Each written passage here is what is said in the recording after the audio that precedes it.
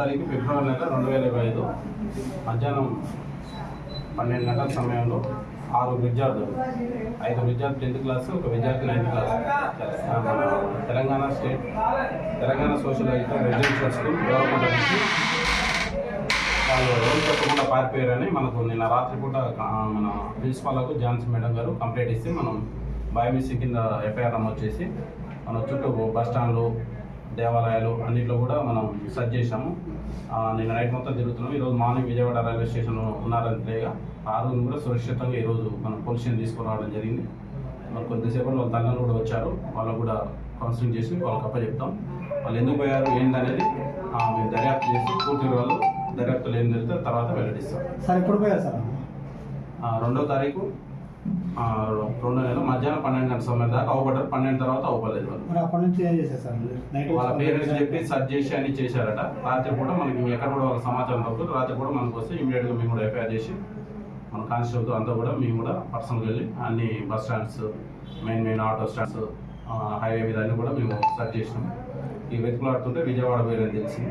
అక్కడికి ఇచ్చి step by step bus stand railway station తెలుసుకొని ఈరోజు తీసుకొని రావడం జరిగింది. సార్ ఇది ఫేర్వెల్ పార్టీ జరిగిందట్టు తెలుస్తుంది. అది పూర్తిగా దర్యాప్తు తెలుస్తుంది. ఫేర్వెల్ పార్టీ జరిగిందని చెప్తున్నారు. అది ఏం జరిగింది ఏంటనేది పూర్తిగా మనం వాళ్ళతో విద్యార్థులతో మాట్లాడి తెలుసుకున్న తర్వాత మీకు తెలియజేస్తాం. తాగిరంట పిల్లగాళ్ళు అది లేదు, అదైతే మన నోటీస్కి రాలేదు. వాళ్ళు ఏందనేది దర్యాప్తు లేదు. అది వాళ్ళకు కూడా రోజు అవగాహన సంస్థలు ఇప్పుడు కళా బృందంతో అన్ని కూడా అవగాహన డ్రగ్స్ టీఎస్ వాళ్ళు ఇచ్చిన డ్రగ్స్ అవగాహన సదస్సు కూడా అన్ని మేము కంపల్సరీ అలా కూడా కండక్ట్ చేశాము.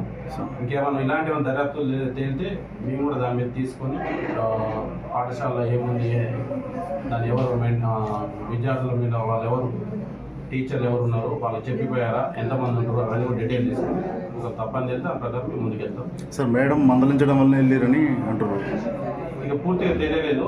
ఇక అన్ని ఊహాగానాలు చెప్తున్నారు. అవన్నీ మా దర్యాప్తు లోతుగా వెళ్ళి దర్యాప్తు చేసిన తర్వాత విషయాలు ఏమైనా ఉంటే 100% వాళ్ళు తప్పని తెలితే మేము రిపోర్ట్ పంపిస్తాం. ఇంకా మిగతాది ఏమైనా ఉంటే వాళ్ళ తల్లిదండ్రులు కౌన్సిలింగ్ చేస్తాం. వీళ్ళ తరఫున ఉంటే కౌన్సిలింగ్ చేసి చెప్తాం. ఏమైనా వాళ్ళ తరఫున ఏమైనా ఉంటే మేము డీటెయిల్గా రిపోర్ట్ రాసి మా సుపీరియర్ ఆఫీసర్ ద్వారా పంపిస్తాం. అయితే నెమలిపూరి కాలనీలో కూడా అవుటర్స్ అంటే అక్కడ ఉన్నటువంటి వాళ్ళు బయటకు వచ్చేసి ఆ ఇంటిని వదిలేయడంతో వేరే వాళ్ళు వచ్చి రెండుకుంటున్నారు. ఎక్కువ గంజాయి నెమలిపూరి కాలనీలోనే ఎక్కువ దొరుకుతున్నది, లభ్యమవుతుంది. మీరు పోలీసులు పూర్తి స్థాయిలో నిఘా చేస్తున్నప్పుడు కూడా కొద్దిగా అక్కడక్కడ జరుగుతుంది. దాని మీద మీరు పూర్తి స్థాయిలో ఇంకా ఏమైనా చర్యలు తీసుకునే అవకాశం ఉంది? ఇక్కడైనా కాదు, ఎక్కడైనా కూడా ఇప్పుడు రాష్ట్ర ప్రభుత్వం చేసుకుని గంజాయి దాని మీద అవగాహన సదస్సులు పెడుతున్నాము. గంజాయి పట్టుకుంటున్నాం, కేసులు నమోదు చేస్తున్నాం. ఇలాంటి స్కూళ్ళలో కూడా మేము కంపల్సరీ డ్రగ్ రహిత అవగాహన సదస్సు కూడా ఏర్పాటు చేసి ఇక్కడ కూడా పెట్టాము గతంలో. ఇప్పుడు కూడా కంటిన్యూగా కళా బృందంతో పెడుతున్నాం, మేము కూడా పెడుతున్నాం, పెట్రోలింగ్ నిర్వహిస్తున్నాం. ఇది దానికి సంబంధం లేదు. వేరేది ఇంకేమైనా దర్యాప్తు చేస్తే మాత్రం యాక్షన్ తీసుకుంటాం. ఈ డ్రగ్స్కి దానికి సంబంధం లేదు. ఇంకా వాళ్ళు ఎందుకు పోయారనేది పూర్తి దర్యాప్తులు లేదు. చదవలేకపోయారా, ఇంకేదేంటని పోయారనేది దర్యాప్తు తేలిన తర్వాత ఎవరి మిస్టేక్ ఉంటే దాని ప్రకారం చర్యలు తీసుకుంటాం.